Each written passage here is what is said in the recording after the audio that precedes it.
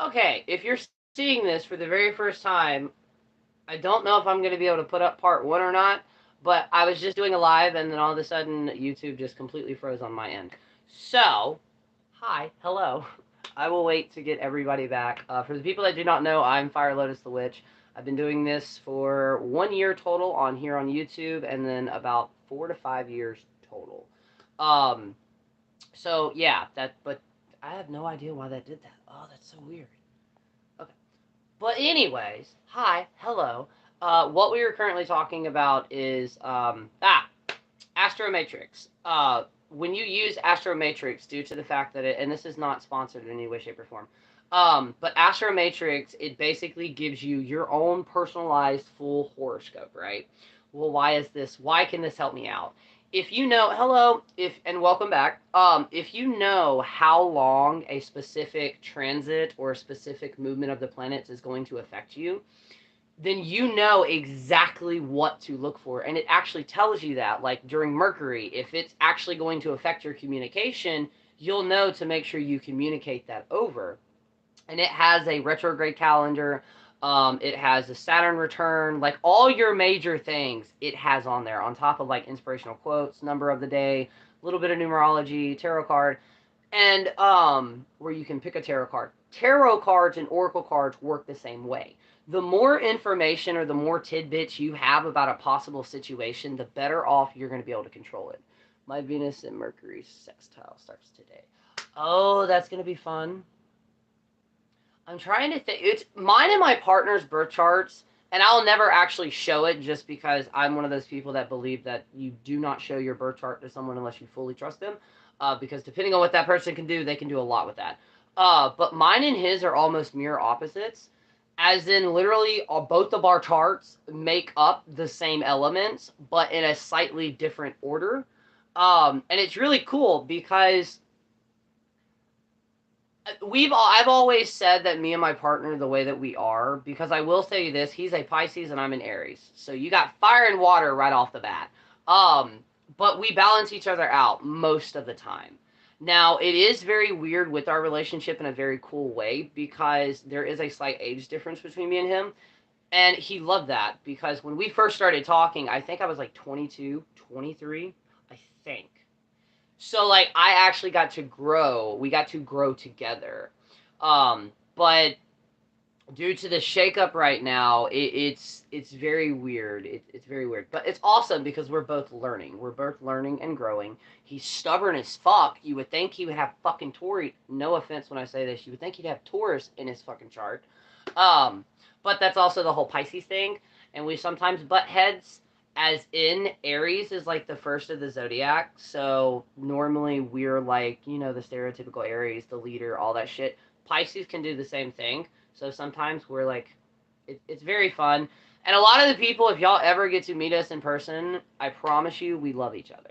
Because most people, when they see us actually interact, they think we hate each other. Because we'll straight up cuss each other out, like we joke around with each other. I remember the first time I actually, he like popped something off to me and I popped it back. He started crying. Because he was so excited that I'd like stepped out of my shell and brought like something to the conversation.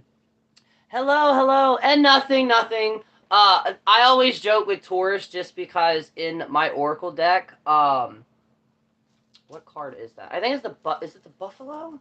There's one card in here. Every time it comes up in a reading, I always get like that stubbornness. Like I'm the same way. I'm extremely hard headed.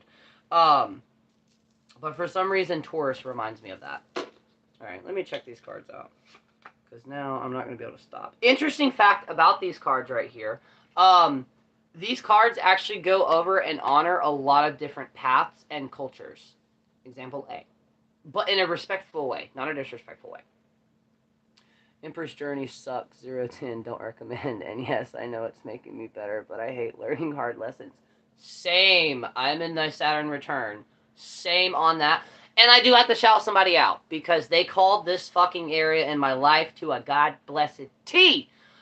Southern Spiritual Mama on TikTok. I think they're on Instagram. I'm not for sure. They did a birth chart reading for me and specifically stated and kind of laughed. It's just the personality they got. Where they're like, oh yeah, you're going to have real fun coming up this fall or like midsummer during fall. Dead on the fucking nail. Like, dead on it. Ah. Oh yeah, Taurus is extremely stubborn and most of the charts are uncomfortable. Also, with that, I did want to say this because I was one of those people. So the very first time my chart was read to me, it was by my old roommate who, we're not getting into that as a witch. Anyways, this mofo looked at me and looked at my chart and is like, oh, you're fucked from birth. And I'm like, the fuck does that mean? But it's because I have a lot of weird, I almost have a pentagram making up my actual birth chart. So fucking, I basically went through my life and I'm like, well, fuck, what's the point of any of this now? I'm fucked from the get-go. And then when I was hanging out, also, if you were anywhere around the Gainesville, Florida area, stop into Blue Crystal. That is BLU, no E, and then Crystal. They're right across from Satchel's. My adopted grandmother owns it, and it's just an amazing fucking store. But we were in there because I used to hang out with her all the time. Um, and an actual customer came in and we sparked up a conversation and they're like, yeah, I'll read it. And they're like, no, you're not fucked from birth. They're like, you're going to have issues here, here, and here, but a lot of other people do too. So just like keep going. And yeah, so please vent as in like check reviews, shit like that of who you read your charts. Also, when it comes to astrology, there are multiple different types of readers, like Southern Fried Mama.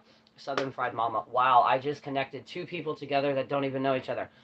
Southern Spiritual Mama, they're more on the emotional aspect of reading the cards, as in that's how they read them and interpret them, versus like, I don't know another astrologer off the top of my name, or off the top of my head. So always check that out as well. And I'm one day I will get to a point where I'll at least be able to read my chart. But astrology is confusing as fuck to anybody, especially if you have dysnomia, because in my head, there's a lot of math involved. Spiritual Southern Mama was so good reading mine. Yes, like straight up reading. I was like, holy shit, I love this. I'm a Pisces sun with an Aries rising. It's interesting. Oh, that's got to be damn sure interesting, because you got fire and water right off the bat. After I looked at mine, I understand mine because, like I said, fire sign Aries. I'm not saying the other two signs, but I will state that I have qualities of an Aries, but at the same time, my other two signs primarily fit me more. And if my understanding with that is the sun and the moon signs, no wait, it's sun, rising, and I think descending. Those three signs basically are supposed to be, and the reason most people ask them is because basically it's like that. I want to say it's comes out of Japanese culture, where you have different masks. So depending on where you're at, like versus home, versus with friends, versus work life, versus public life, you have different masks. That's what they represent. So your sun sign represents how the world basically depicts you or interprets you. And I want to say it's your rising sign, sun sign, rising sign, and descendant sign, I think. I think the second one is how you actually are, and then the third one, I'm not for sure on that. I'll have to check. I used to know all this shit right off the bat. I've got to get more back into astrology. Now as a Taurus. Spiritual Sun Mama. Now as a Taurus moon. Oh, I understand that sign, but it's... LOL, my brain looks at it like Chinese. It may actually be Chinese. I know this is bad too, but I get a lot of their lores mixed up. Ascending and rising are the same thing. Okay, there we go. Thank you. Yes, your sun, your moon, and your ascending / rising. There we go. See, my brain was like, no, there's a moon sign. And then the other part of my brain's like, no, there's not. Sometimes I wish I could just get them to shut the fuck up. I'm not that good at astrology, but I keep trying. It used to be into more when I was a teen. I actually kind of got into it. And yes, through this live, you will see me either hit this or hit this. But I can say this, a healthy update, not that these are really healthy. Since getting this, I have cut back from smoking a pack of cigarettes a day to not even half a pack. So I'm doing good on that. Now I'm just going to have to eventually get myself off this. Anyways, one of my old roommates that I stayed with, their grandmother, I never met her, but the stories that I heard, I wish I could have, because they were, for one, they reminded me of my grandmother. My grandmother always color matched everything, and I do mean her entire outfit and nail polish, everything matched, right? But she wore the same shade of lipstick and a little bit of makeup on her face. But anyways, um, my roommate's grandmother would do that, but take it 10 steps further by they would actually read birth charts, or they would read star charts. So not just their birth charts, but actual astrology, to where they're actually predicting things. And a lot of the people in Wall Street, there are still people who do this, to where they hire a star reader to read where the stars and planets are at, because depending on if you can get into where you're reading it and predicting it, you'll know the perfect day to win the lottery, or the perfect day to do this for a business opportunity. But the one thing that I wanted to talk about when it comes to astrology is there's this misconception that, oh no, Mercury's going into retrograde, or Gatorade, don't take that job, don't sign that lease. Now, with the lease, if you can, I definitely would not. And this is the reason why. Literally, as I just hit my fucking vape.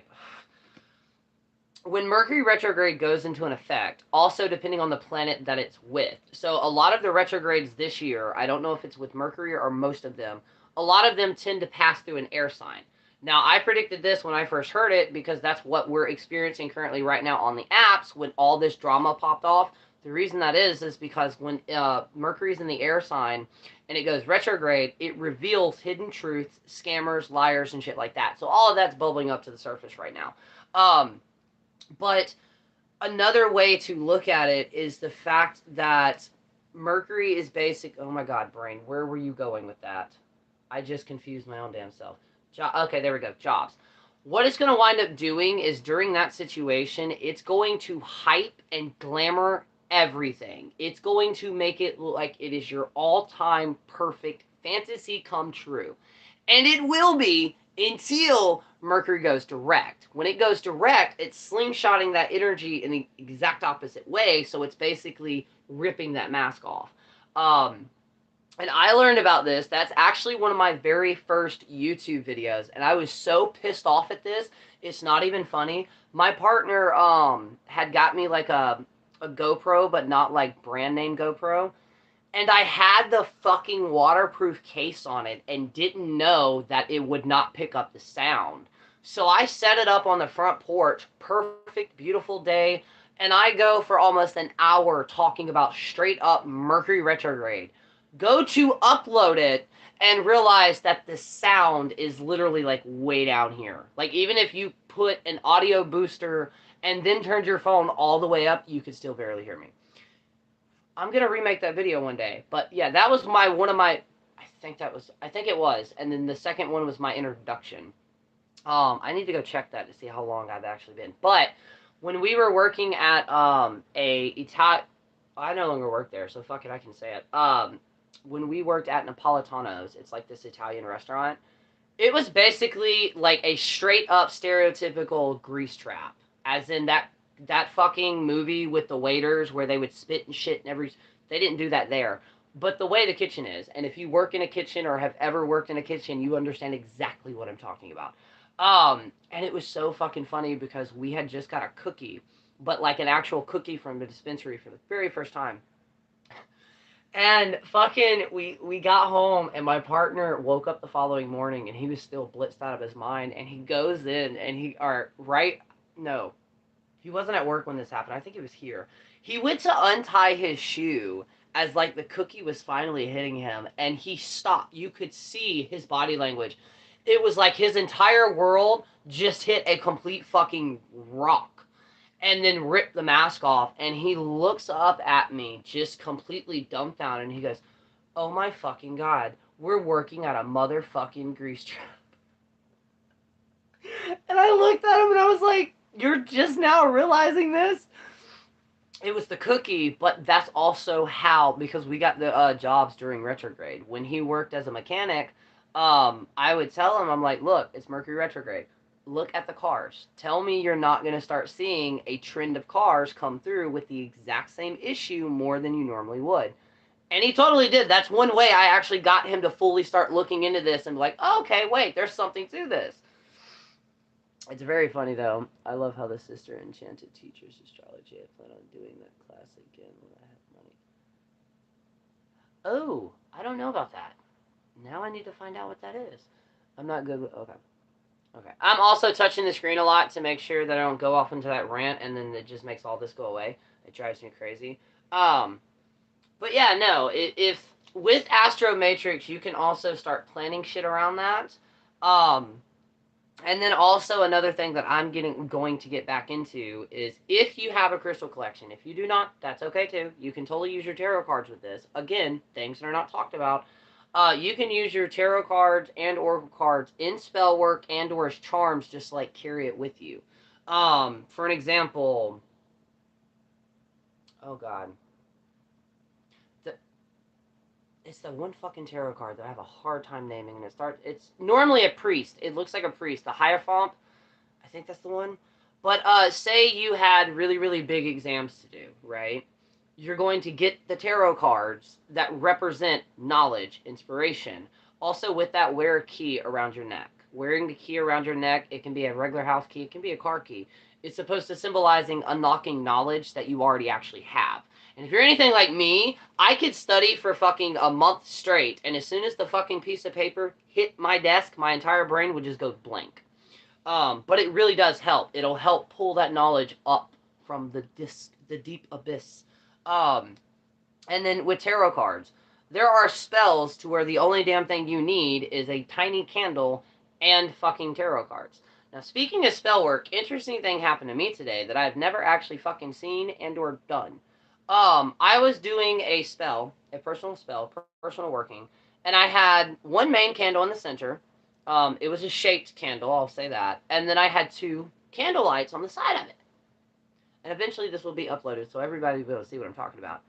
The initial candle that I was burning in the center of it had melted down and then built up, completely poured into the fucking tea light candle. So that completely changed colors, and then it was actually burning, and then all of a sudden it just completely went out. Like it was completely covered in what looked like lava. Never had that happen in a spell before, so this is going to be interesting to see how that spell goes. Knock on wood. It will go perfectly. But yeah, I've never had spell work done like that. And I've only had 3 moments like that in my entire thing where, like, I step back and I'm like, holy shit, did that really happen? And secondly, what does it mean? So, now we do have the new moon coming up the Saturday. God, this month has flown the fuck by. And then I don't think I have September. I do not have September. No, I do not. So I need to do that later on today. Although September for my podcast, and if you know, you know, do not say in the comments, please. It's going to be one hell of an episode. And then there's another one that I may also be doing, which is, I don't know how that episode's going to go, but it's going to be interesting, to say the least.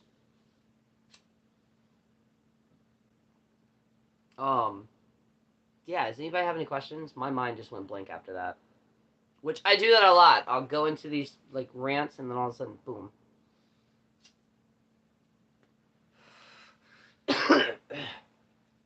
But, yeah. Working with the sun. Not many people. Why are we not talking about that? Do you have any good breakup spells? Oh. Do I have any good breakup spells? I mean, I have books with breakup spells in it, but I personally don't have a breakup spell. Depending on the relationship, though, you can do a breakup spell in multiple ways. Now, I did want to clarify this. I normally do not do breakup spells. I do love spells, not to make somebody against their will fall in love with you. That's not what I do. Off topic, but question. Christopher Penzak, Inner Temple. Are you doing the 13 assignments? I did. When I've got to get my hands on the physical copies because I downloaded a digital copy, but ADHD, so like it's still somewhere in my phone or on my computer. I did when I originally got the books, because I want to say the partner that I was with got one, and then I got the second one in the series, or possibly the third one in the series. And we were doing them together. So yes, and originally those books are supposed to be a year and a day, but obviously you don't have to do them for a year and a day. But yes, I did do the exercises, and it actually did help. Now I know there's one other author that I know. Oh, the Crooked Path. The Crooked Path, he also does that, to where basically when you get the book, it's a good idea to just go ahead and get a journal too, um, to help with that. Now, I wish more people would focus in on that because, and I actually had this conversation with my partner, night before last. Um, Shadow work. For one, shadow work is not so specifically needed, but the main shadow work that everybody keeps focusing on TikTok is reliving your traumas and healing them, okay? I downloaded it too, and I'm intimidated by the journaling. I have a bit of trauma with journaling, and someone's using it against me. Okay, I'm sorry. You don't necessarily have to, and if you do, instead of actually doing it on a piece of paper, try doing just small little tidbits of it in your phone, and or if you don't even want to do that, just ask yourself the question mentally, and kind of like keep a mental journal of it. Um, because I'm the same way, only because my handwriting is chicken scratch unless I'm really, really baked. Um, so like I have all of these journals, but it literally looks like a mad person written them. But with the shadow work, the ones that everybody focuses on is healing the trauma, it's reliving the trauma. For someone who has complex PTSD or PTSD, that's traumatizing. So Christopher Pinzak was not, he didn't create it, but his type of shadow work is the actual definition of shadow. Of course, it's the actual definition of shadow, as in you're not touching your trauma. Fuck your trauma. Put it in the suitcases and wait for a therapist, just like I'm trying to do. But what you can work on, which will eventually help you and boost your practice because it's helping you build confidence in yourself by working through your insecurities. Now, it is going to bring up shit to the surface. I learned that the hard way. But getting over your insecurities and or the root problem to the insecurities and or the specific things that you do not like about yourself, whether that is physical, mental, or even spiritual, working through those, you basically go through a metamorphosis stage because you're literally getting confident. And when it comes to magic, confidence is key. Confidence and authoritating, primarily the authoritating voice, is key to that. But again, it's also not necessary. Another way of doing that type of shadow work would be the next time you do a spell, fuck all of your books, fuck all of that, and just ask spirit or your soul to guide you through it. Let your intuition guide you through what you're drawn to do. That in itself is going to help because what you're going to wind up doing is what I used to do. I started doing that, and then after the spell was completely spent, I would go back and cross-reference the ingredients that I used, and especially when like every single one of them is correct, it boosts your self-confidence because you're like, oh wait, holy shit, I'm really tapping into this. Thus, starting your actual journey of creating your own perfect craft. Because that's exactly why I'm doing it. So far, I'm hooked. Yes, and I also love the way they write the books. Those books are amazing. But that's kind of shifted, and or a lot of people don't talk about it. When I started getting into the craft and like talking to other witches online or even reading books, or the one or two that I actually did meet, it was all about actually building your own practice. And I don't just mean just your practice. I mean like the philosophy behind it. Like, you know, what do you go when you die? Why do you believe this? Why do you believe this? And now that's just like no longer a thing. And if it is, people don't talk about it. I'm like, what happened to this? I mean, it's taking me as long as I've been in the practice for almost 20 years, and I'm only halfway. And it changes every day because I'm still growing and changing. 100%, that's what I'm currently trying to work on. I asked Spirit, my soul, so many books, not enough time. Exactly. And also with that, and I'm going to make a video on this. I'm going to make a video on if you only had a selective amount of books that you could get, these would be the books that would help you the most without having to go out and get all these other books. Depending on the subject that it's on. Obviously, the first two, the Correspondence book, and New World Witchery. With those two books in and itself, you have so many starting points to be able to research and practice. Now, knowingly, both of those books, well, the Correspondence book is Wiccan and pagan based, but the New World Witchery, it's kind of everything, primarily more folk magic. But it goes over a lot of different points, and the way that it's like written like a fucking college book. Easy to keep up with, though. Those two books would probably be the only two books you need. But it also depends on your path, and it depends on what you're drawn to in your practice. Like, obviously, if you're drawn to specifically working with herbs and crystals, you're going to need some type of herbal book. And sadly, there's not this ultimate herbal magic thing. And yes, I know there's Scott Cunningham's book, but that book to me is overrated. It's still a great book if you can get your hands on it. Don't get me wrong with that one. It's a great book. What is it called? There's New World Witchery by Corey, I want to say Giles, but I don't think that's right. And then there's also, and of course I left it in there. I'll post a picture of it. The Correspondence book by Llewellyn's, and I think it's the like complete correspondence guide. They're two really good books just to kind of have. And guys, I found the Inner Temple free download, but it isn't as good as the quality as the actual book. If anyone is interested but don't have the money. Yes, 100% with that. Z Library. Z, what the fuck? Z, and then Library. You will definitely be able to download some books on there. And I know that's frowned upon in a lot of communities because it's taking away from the authors. I get that, but the world's going up. So, you know, work with what you got. I personally believe knowledge should be free to a degree, so, which is one of the reasons I do all of this. Now, again, it just depends on what you're trying to do. And I would suggest for anybody who's trying to get into it, year and a day Wicca, straight up. Only because it's structured, and structured keeps you organized from the beginning. Because, trust me. Well, the cool thing is I was limited not by, technically by location I lived in. Like the first time I went to an actual bookstore for pagan books, I had $100 spending limit, and obviously back in like the fucking 2008, that went a hell of a lot farther than it does now. And then if you just like spells in general, a spell a day almanac. Now with the spell a day almanac, and if you are looking for spells, take in mind this is going to be Llewellyn, so most of it is going to be Fluffy Bunny, or just kind of more neutral.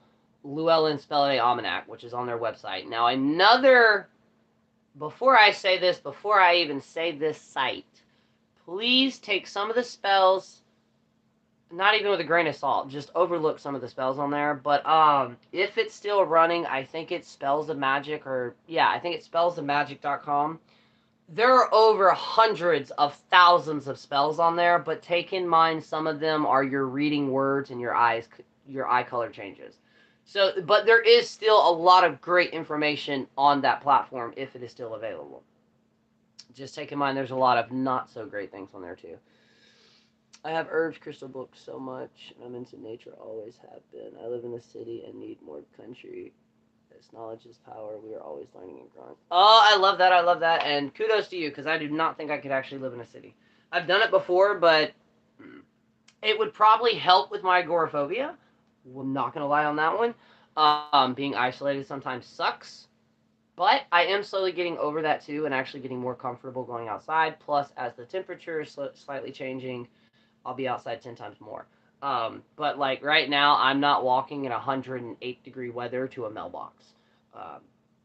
Not when my partner can check it when he comes home. So, but as soon as that happens, though, I will be doing more of the original videos like I used to do, and some more outside. But yes, knowledge is power. Power is knowledge. And again, like there's never enough time unless we become full immortals to actually be able to fully learn everything. I live in Arizona, I understand. You have to take everything with a grain of salt everywhere.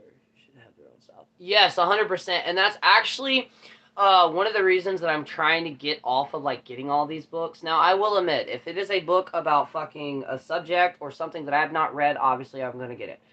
There's one more conjure style book that I have to get so I can actually learn more. Our Southern Cunning, but it's actually called, I think it's called Southern Cunning. Anyways, I'm gonna get that one, and then I'll probably the last book that I actually get Witchcraft Wiles for a while. Just because, and originally, who told me this? Bloody Mary originally told me this, and it's true, which is you get to a point to where books no longer serve you. As in, you're not really going to learn anything, depending on the subject. Because now, obviously, if you can like get books that were not written here in the United States, obviously that's going to change a lot of games. But we're moving into that thing where yes, we are having new books come out of not really new information, but from a different perspective and a different style to it. But like the problem is it's kind of like Llewellyn's, and I've done this too. Like, no offense when I say this to anybody who likes that book. The Psychic Witch. I had the audiobook of it. And due to the app that I used, it was basically free. I'm so glad I did not go out and buy that because it did not help me due to the techniques in it. But there are so many people raving about it, and I'm like, for a beginner's book, yes, I am past the beginner stage. I want advanced shit. And I guess unless I go into occultism, I'm just like, I don't know what to do. So hopefully at the beginning of this year, I'm making notes now and like organizing them, but hopefully at the beginning of next year when there's a lot of different shit that's not currently going on right now, I'm actually going to start the full on, like fully dedicating next year to actually writing the book. And then obviously it'll go through drafts and drafts and drafts, and then I'll have to figure out a way to publish it. But it's kind of going to be that, as in it's not going to be Wiccan based, it's not even going to be pagan based, it's just witchcraft. It's magic, energy manipulation. It's just I'm having a hard time forming techniques or getting it down on paper, explaining to people that, hey, you can just tap into it instinctually. You're still going to have to do work. You're still going to have to do research, but there is a way to fully tap into it to where you're just naturally doing it without necessarily overthinking it. But that's also going to be more for that used to be the term, I don't know what the term is, more higher magic, and higher magic just being more ritualistic magic where they're actually going the full 9 to 10 yards to just even do a simple spell. I don't really do that unless I'm called to.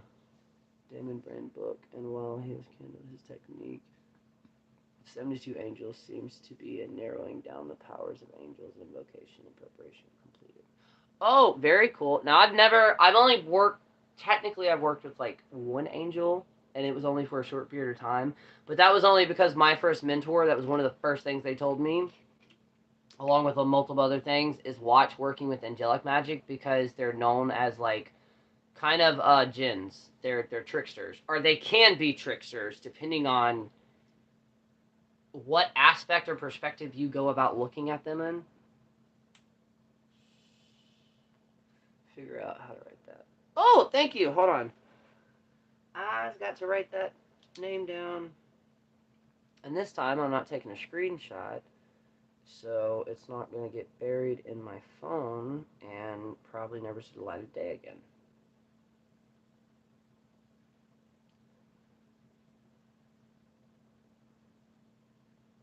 I know that name, and I don't know where I know that name from.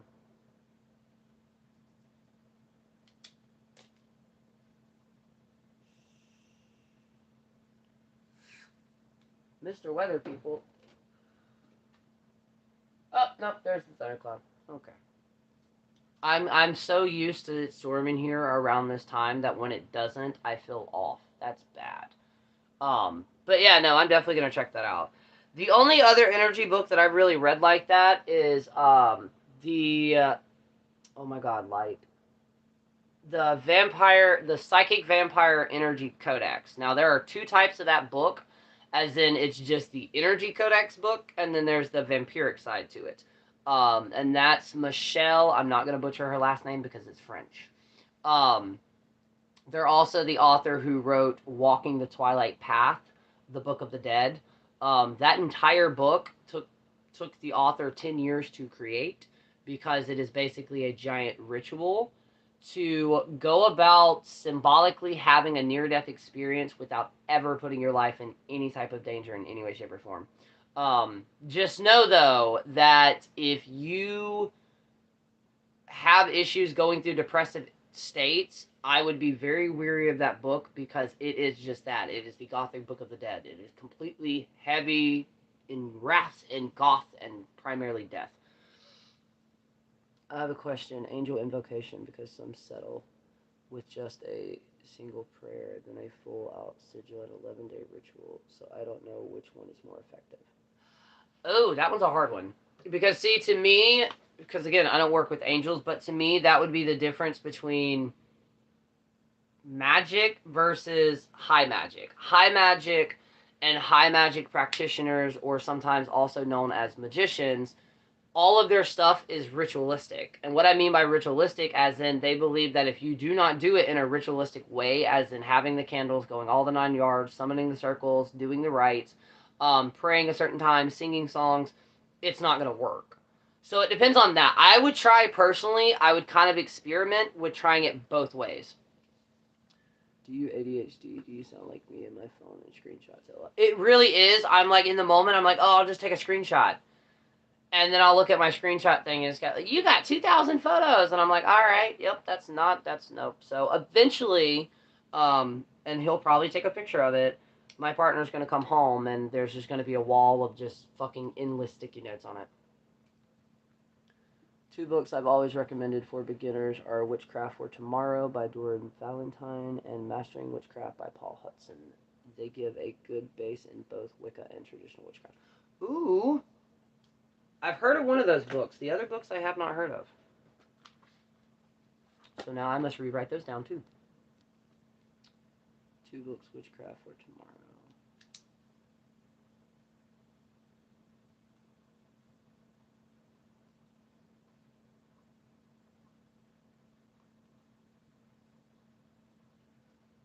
Witchcraft for Tomorrow, and then Mastering Witchcraft. Because, see, I would like to get more books on traditional witchcraft just because I want to learn more about it.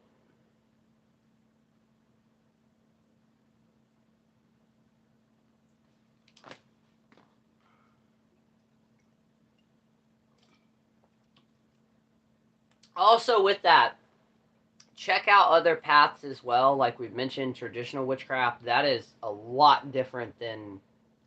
I don't even know what witchcraft in America is called. Because it stems from so many fucking places. But yeah, traditional witchcraft, Appalachian folk magic in general. I'm not really going to mention any other ones because I know there's some that I'll mention that people would just lose their shit over. So, yeah, but there are different types of magic that you can do, and please do not just pinpoint on one of them. You're putting yourself in a box. With me, that's why I say it's easier for me to tell somebody when they're like, oh, okay, what do you practice? Instead of listing off Appalachian folk magic, death magic, southern conjure, my own magic, and death magic. So I just say I'm a witch who practices different types of magic, or different styles of magic. And experiment and have fun. Depending on the spell, like, don't experiment with a spell that could radically change your life and just experiment on it. But try smaller things. There's the spell or charm that I came up with. Very easy. Time is slow, time is fast, make the time fly by fast. Or you reverse that. Time is fast, time is slow, make the time flow by slow. It does not actually affect time. It affects your perception of time. So if you're having a really, really long, drawn-out day at work, do that. What'll wind up happening is literally it'll seem like the day just be very careful, because sometimes there's no expiration date on there, and I've had shit last like a week and a half, and it sucked, because whether it was stuck in fast mode or slow mode, it sucked. But that's also how spells and charms work. Like the invisibility charms that you can get. They're not physically turning you invisible. What they're doing is to everybody else around you, or the item that you put it on, it's going to make it to where that's the very last thing that they even see. So it'd be like me getting a witchcraft book, or having a pipe, or having glass on my table, and, you know, my grandmother, oh, that'd be weird, my mom showing up, something like that.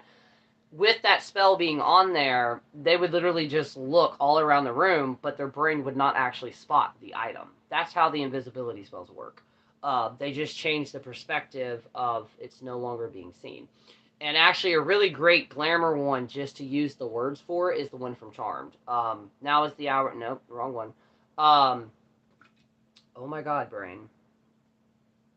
Let the object of objection become such a dream as I cause the seen to become unseen. It's perfect. You're literally causing something or making something to become unseen. You're not literally making it invisible. I wish. But again, you're changing the person's perception, or anybody who walks in the room, you're changing their perception to where they don't pick up on it. Now, obviously, if you're doing something illegal or anything like that, I would not try and use that at all. Because, yeah. Check it on time glamour. Yes, a lot. Like I said, they're very powerful, but just make sure you don't do them too much because you can start to fuck up your perception of time, and it sucks. Another charm, you're technically supposed to do an ash tree, but I've also been able to do it with multiple other trees. You walk up to a tree, and you say, again, it's supposed to be an ash tree. So the original charm is leaf of ash, I do 3 pluck to bring me at least 3 days luck. And basically you just carry it on you. And it was so funny because there was this one video that went viral on TikTok. And I don't know why it went viral. Or I do know why, but I didn't understand some of the stitches. And it was a person who worked at a metaphysical store. And they're telling you this folk charm to put herbs in a bag, sniff them, and then put them in your pocket. And it would help with depression. So many people, whether they were just joking or not, lost their shits. And they're like, oh yeah, I wish that was the way. And I'm like, that literally that's what you're supposed to do. This whole burning candles and shit like that, excuse me, no, you carry things on you. That's what we mean by working with herbs. You're not always having to digest them as much as just carrying a bag with you. It's just like to help with dream remembering, make a dream pillow. Rosemary and lavender, literally get 4 or 2 pieces of square fabric or whatever fabric you're using, stuffing in there. Kudos if you can actually get if you have ducks and or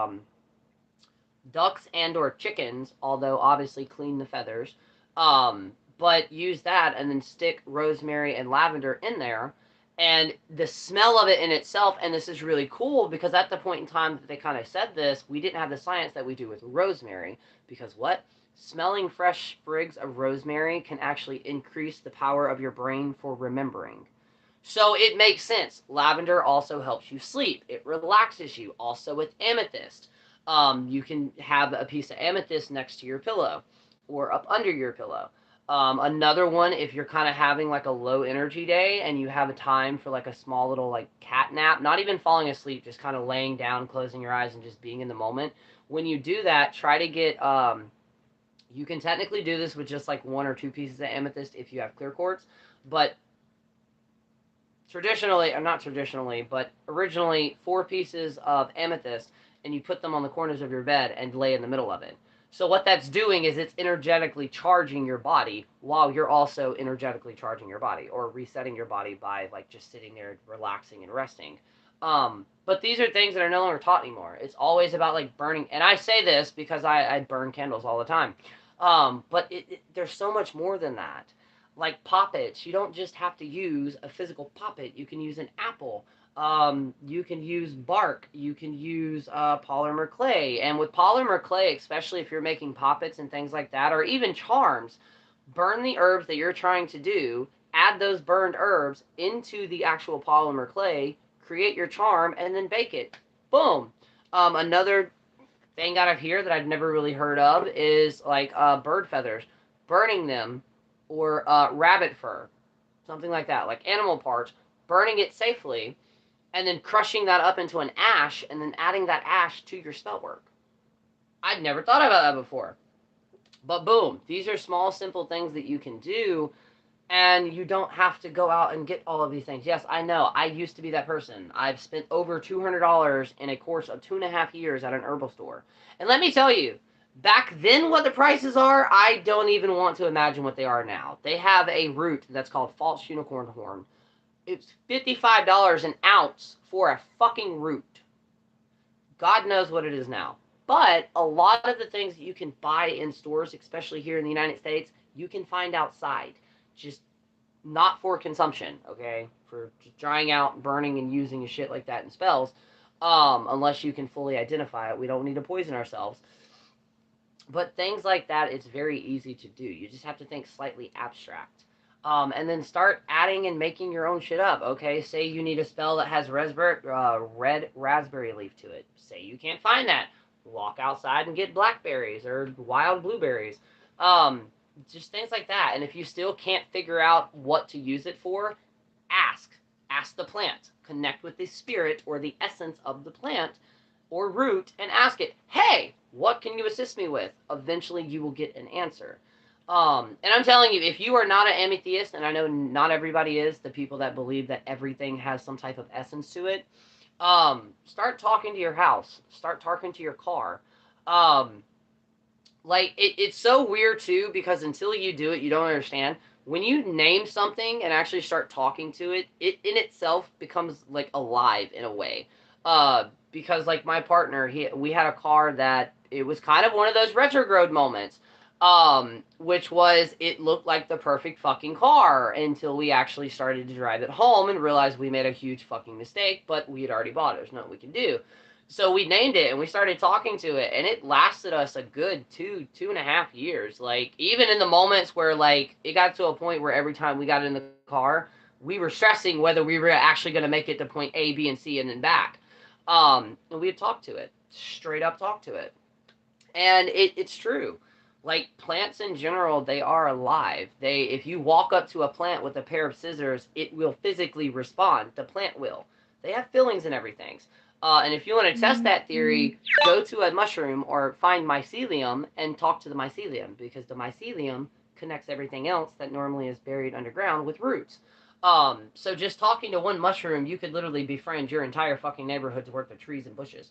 But you can gain a lot from that with your crystals. Talk to your crystals. Just like different oracle cards and tarot cards, they all have their personalities, just like pendulums. All magical tools eventually develop their own personalities.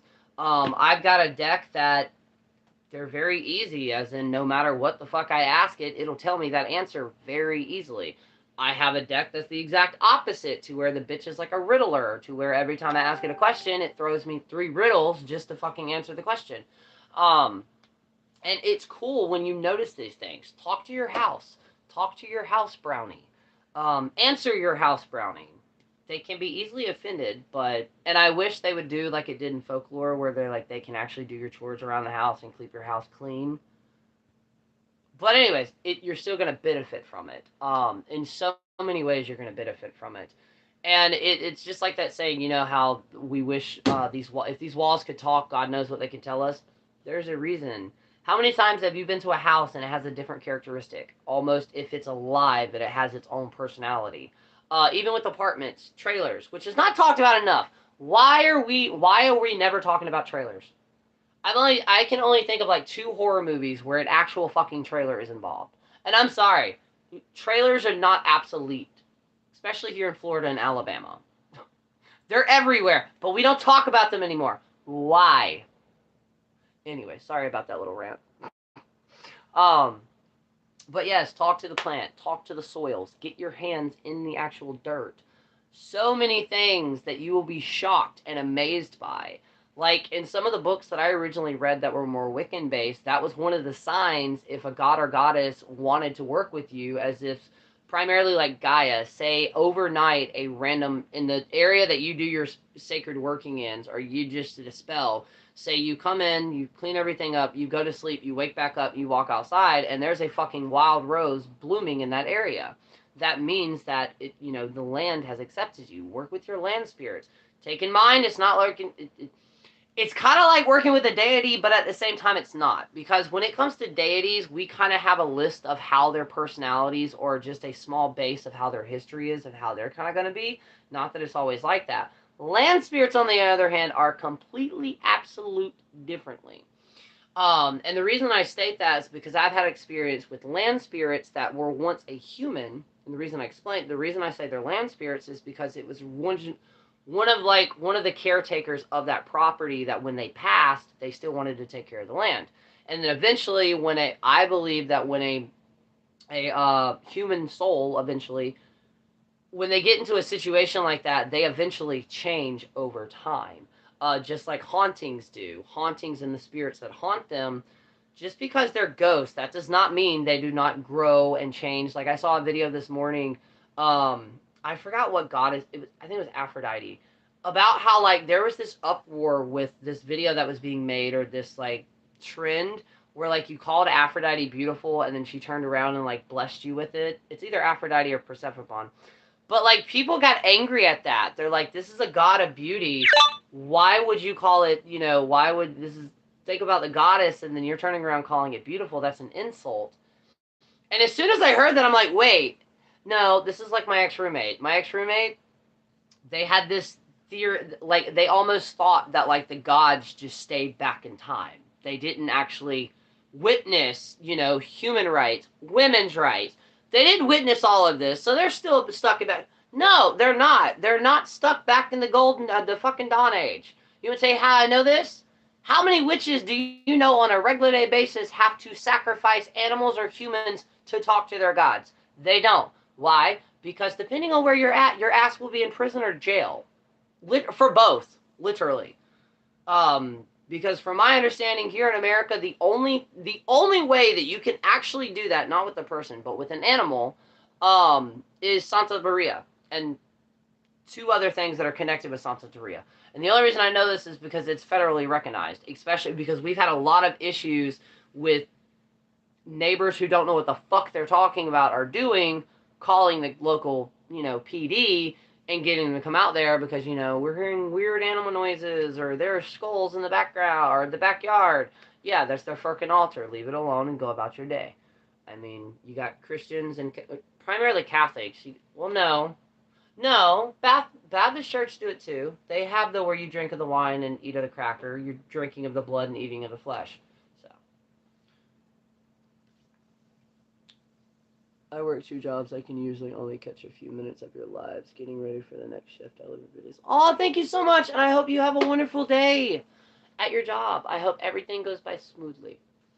Hello, I was just looking up the hall in my apartment addressing the personality. I can really tell when I walk in the door. Shamanism teaches that most have 3 souls, one of which becomes land spirits. Oh, I did not know that. I have to write that down just so I can do research on that. I've never heard of this. Oh, I love that. Oh, God, I love that.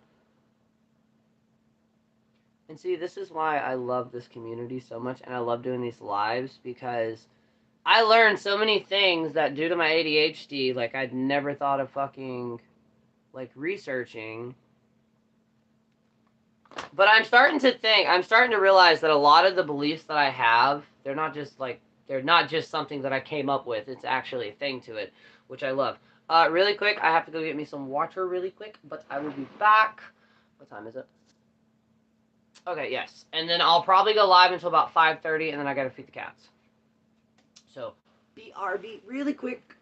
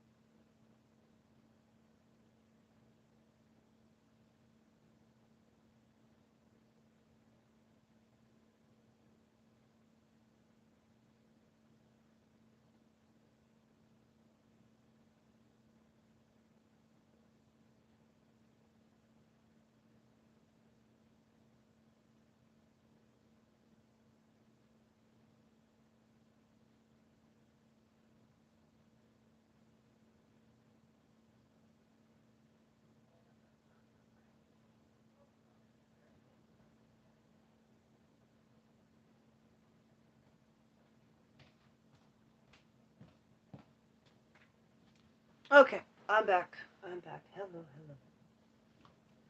Sorry, I had to check the weather to make sure that, because I still have clothes hanging up on the line. By the way, if at any point in time you either live in front of a lake, live near a lake, and or get to vacation on a lake, just know that if you hang your clothes out, and at any point in time there's a shit ton of moisture in the air, they're not going to dry the way you think they are, even if it's 109 degrees. So, take that in mind. Shamanism books, riding wind horses called by the spirits. Ooh, thank you. Oh, see, I love this.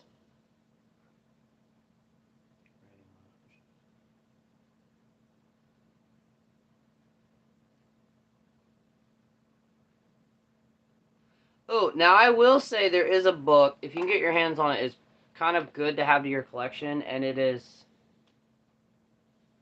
Ring Light. You're not really helping me in this case. I want to say it's called Earth Magic. It is. Earth Power and the Spiral Circle.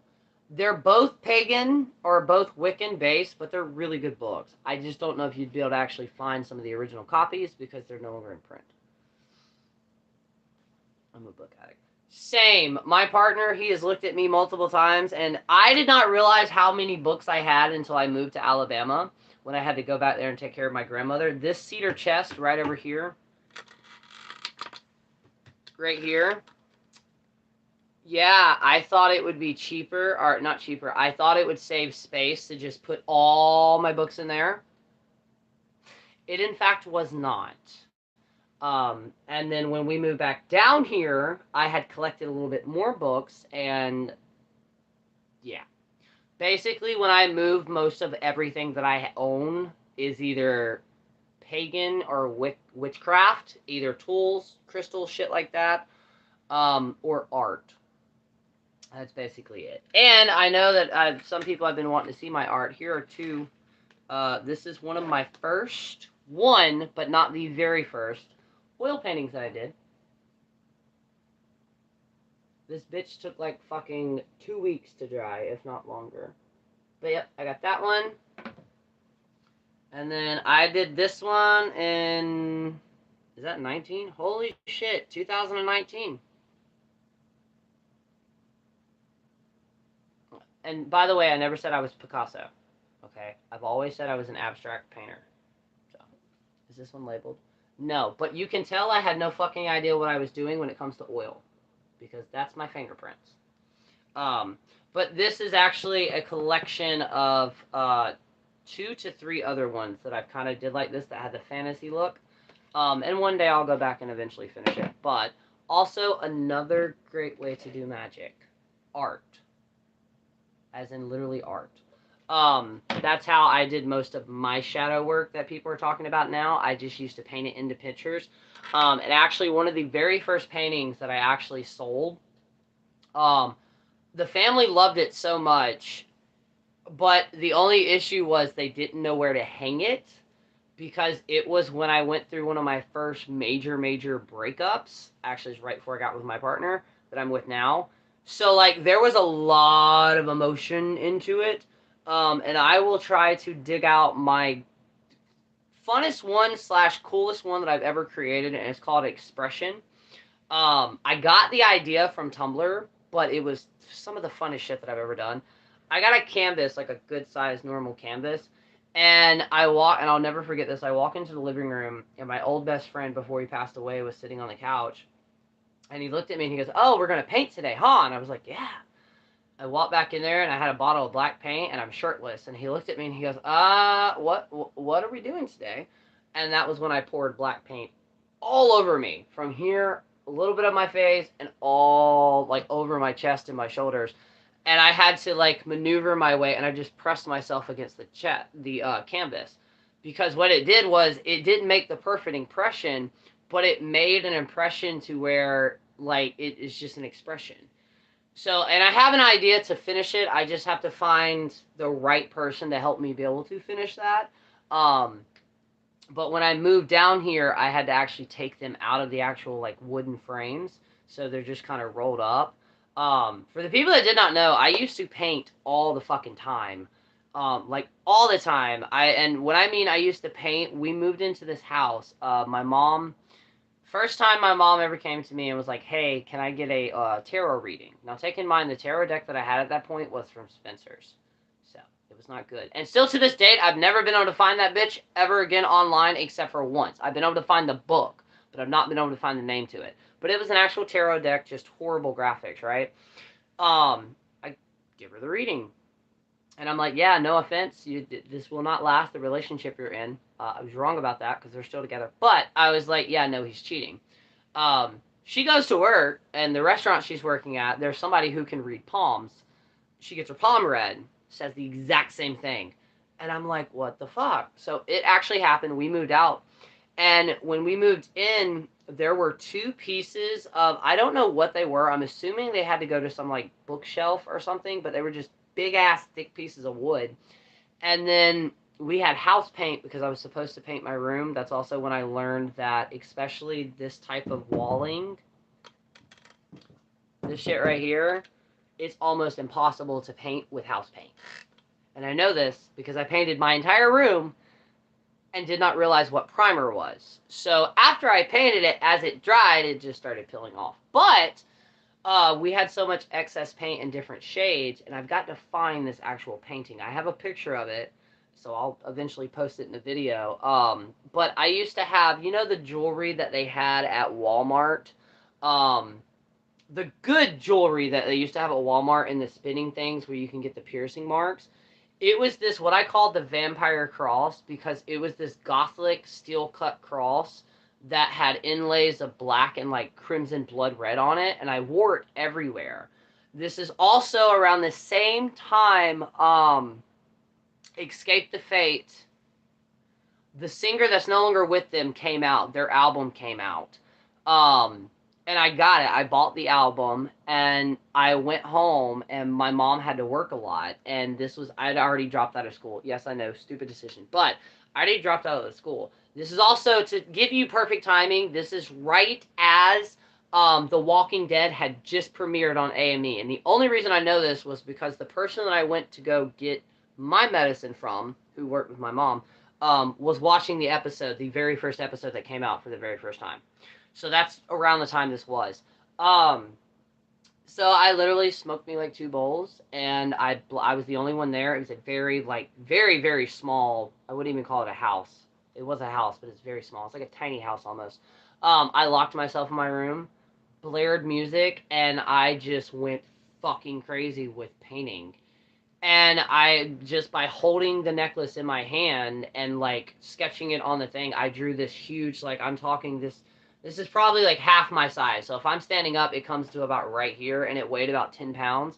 I did 2 of them. Oh my God, I have to get back into that. But I used to, because of some of the trauma that I went through, there are a lot of emotions that you go through that you cannot physically find words to. So I used to paint it out. And the one good thing that I'm good at with painting, and you'll see in my other ones, is mixing colors. I love mixing colors and just having a very, very colorful background. And then another painting that I actually do still have, I just have to find. Um, it's called Chaos and Balance. It was supposed to be a representation of my bipolar. And it was one of the first ones where I actually went mixed media, and actually some of the bird feathers that I had been collecting that had randomly just appeared in my path, I actually glued them on. So the back is this wild, like very busy, abstract brush strokes with all different types of colors. And then you have these feathers placed perfectly on, it's kind of like one of these. It's one of the flat canvases. Perfectly, so it's supposed to represent bipolar, because of my bipolar. When I was younger, I would have a lot of mania episodes or manic episodes, and then I would go down for like 2 or 3 weeks. Now I don't even know what the fuck they are. I have an extra room in my house that is my office, and I have fake grass under my desk. Helps me work, being grounded. I've always been barefoot. Oh, I love that so much. Uh, a theme with that, my dream house, it's going to be a slight miniature Victorian house. So, like, we're going to picture the practical magic house, but on a slightly smaller level, right? Still gonna be 2 stories and everything, but slightly smaller scale. I want to have 4 rooms that are going to be all 4 seasons. But what I mean by that is because I'm a photographer too. So I want to go to specific locations depending on how the environment is now. Because back then when I came up with this idea, we actually moved through all seasons. Um, but I want to go like the birch trees, the ones that I think they're birch. The one that you see in like the snowy, the white trees that's got all the grayish white markings. I want to go and actually take my own pictures and then print them out and have them basically um, line the wall with them. So it looks like you're standing in a forest, a meadow, depending on the season, right? But I want to take that a step further because with like for the fall one, I want to actually get real fall leaves and somehow be able to actually turn them into the floor. So each room is going to be seasonally themed, but to the point, like you said, with like the fake grass. But instead of fake grass, the spring one would primarily be like moth. I don't know if that's actually possible, and if it's even possible, but moth. And then some of the art that would be on the wall is moth paint. If y'all don't know about this, this is really fucking cool and technically easy to make. You get moss that would like grow in a rock. You get a good amount of it, and then you come home and you get Greek yogurt, and I think there's lime juice included. I'm not for sure on the lime juice. And you put those together in a blender, and then you use that as paint. But the thing is, though, you have to make sure you water it, and if it's done right, whatever you painted, it becomes a living canvas because the moss will grow on it, and as long as it's watered, it'll continuously grow. And like here in Gainesville, they're known as the city of trees. And I'm like, I looked at my partner when I first got down here, and I'm like, we live in the city of trees, as in there are supposed to be more trees per city block than like most other cities. I don't know if it's in the world and or just in the United States. But like, why is nobody using that to their benefit? Imagine graffiti, but instead of spray paint, you're using moss paint. Mind blown. We could make our world look 10 times. I mean, yes, I love graffiti, don't get me wrong. But like, imagine a mixture, graffiti and actual moss paint in between. I love this idea. Um, but yeah, things like that I want to do. There's so many artistic things that I want to do. I just, as I've gotten older, I haven't really got the kind of the inspiration, and I also have to get some of the tools. And my next artistic venture, besides electroforming, is going to be in resin. Yes, I am that person. I will try everything at least once. Um, I want to do watercolors, but take that to an extreme to make my own pigments. Because I didn't know how easy it can be to actually make watercolor as long as you have the water binder. Until there's this one TikToker, they like destroy famous. Originally, they destroyed like Jeffree Star makeup palettes, but they would actually turn each individual like color into specific watercolor painting.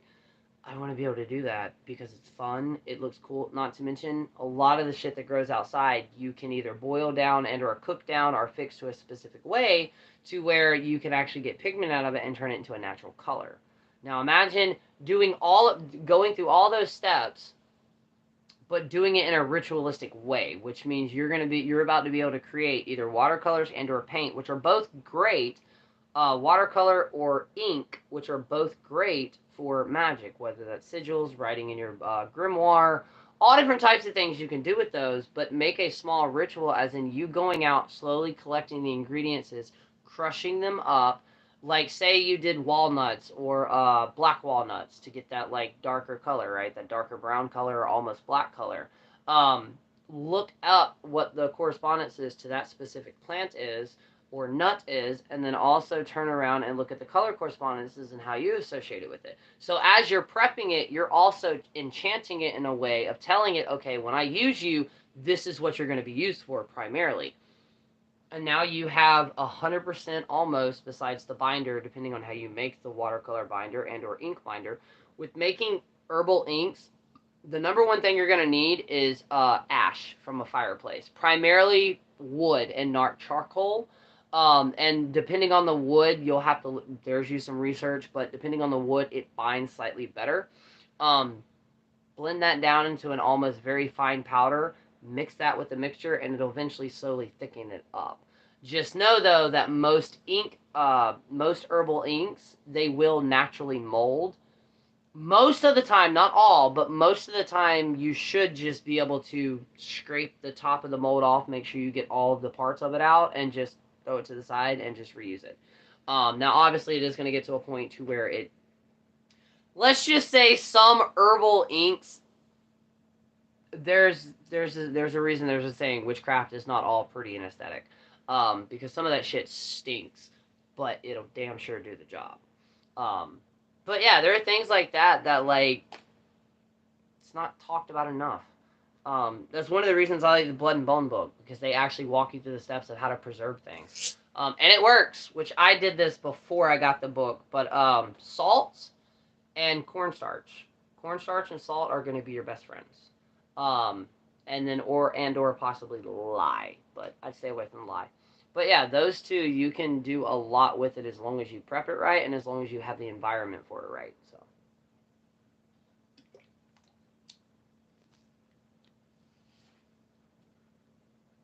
See, time's doing that weird thing for me too, because normally these lives fly by and like I look down and I look back up and it's already been 2 hours. Today's going by steadily slow and I like that. But yeah, or no, for another example, say this is going to be slightly morbid, so trigger warning. Say you go to a wedding and or a funeral, right? And you collect those flowers. Bring those flowers back, depending on how you want to preserve it or not.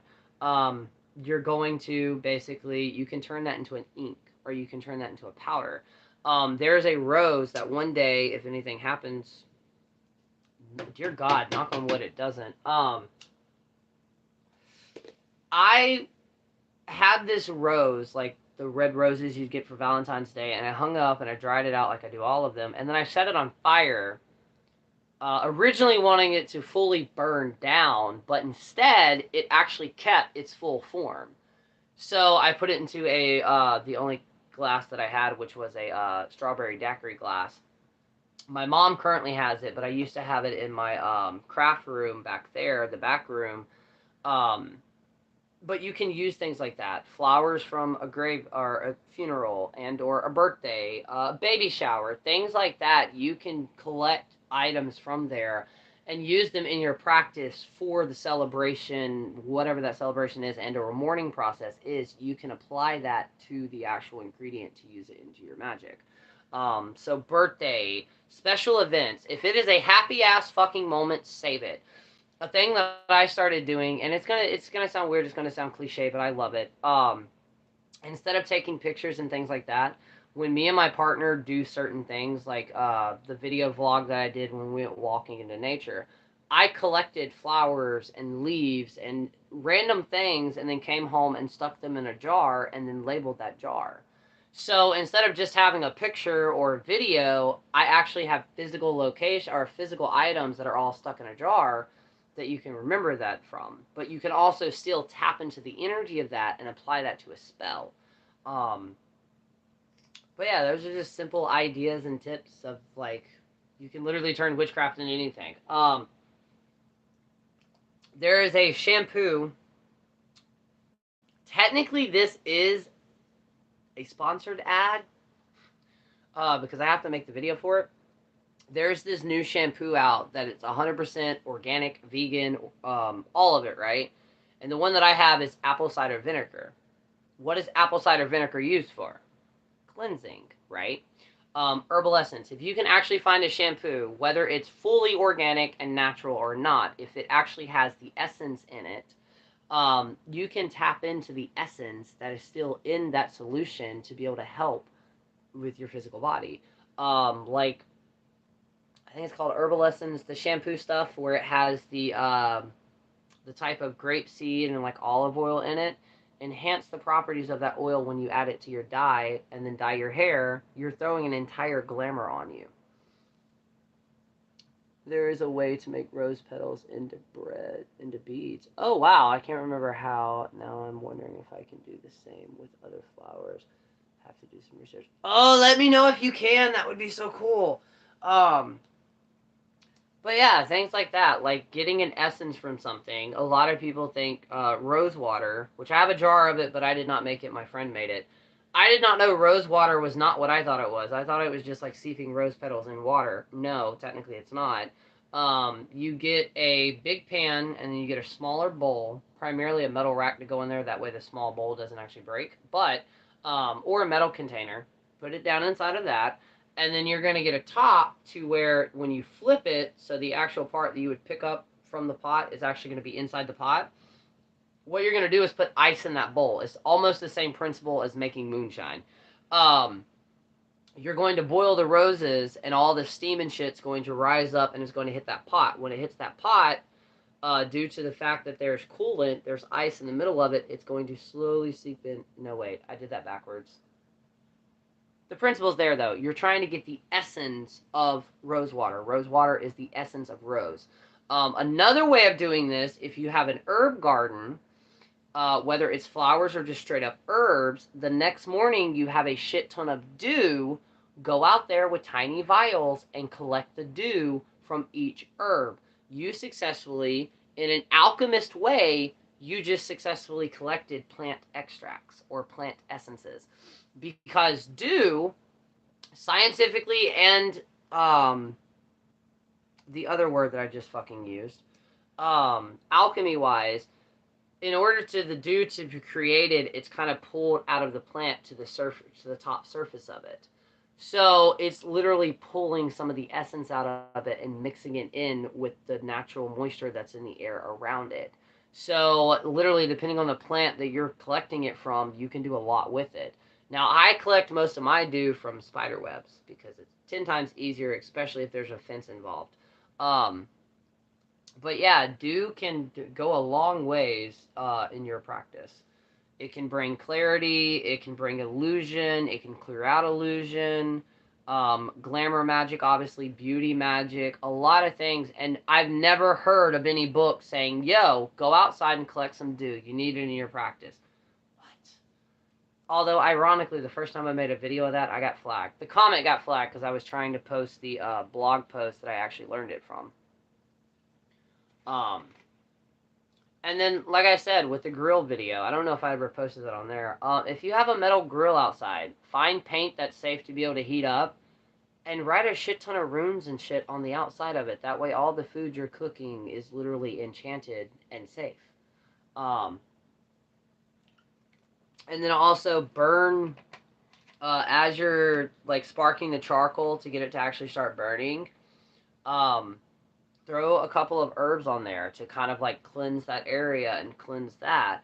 There are so many ways you can bring magic into your life without actually fully having to like go to your altar or like necessarily exert a lot of energy to it as much as just enhancing what you're using already. Um, okay. But yeah. Now with that, if you've been watching me for a while, you already know what that sound means. I am going to go ahead and get off here. That way I can go ahead and start the cat's process. Yeah, because I've already washed dishes, so I don't have to do that. But I'm going to go ahead and do that. I also need to figure out one or two other things, and I got to bring the clothes in.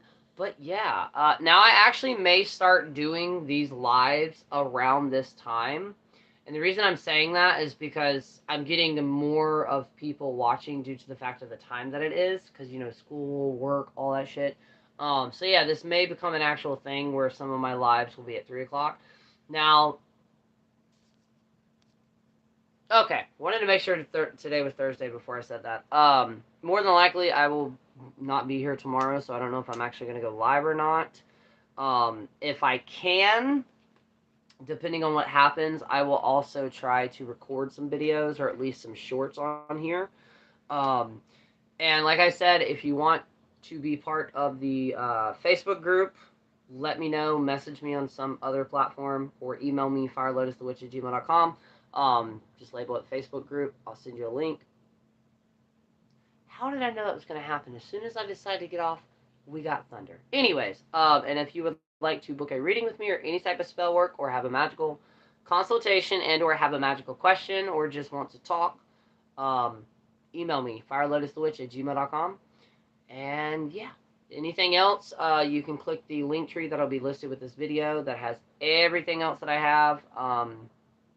Literally all my other social medias are important links, and then the email will be listed shortly after that as well. But yeah, thank y'all so much. Also, thank y'all. We literally broke 700 subscribers, which means we're up roughly, math is horrible. We'll say 300, 7, 8, 9, 3 to 400 away from hitting the end goal of it. Well, it's not the end goal, but it's the end goal for this year, to hit 1,000 subscribers. So yeah, but yeah, I think that's gonna be it. Like I said, thank y'all so much for coming to hang out. Some of these will be more organized. I'm starting to like this to where it's kind of free flowing. But yeah, until then, thank y'all so much. And I'll be jumping in and out of the Discord that you can also find in a link tree listed below. It's an amazing place. And until then, I'll talk to y'all later. Peace.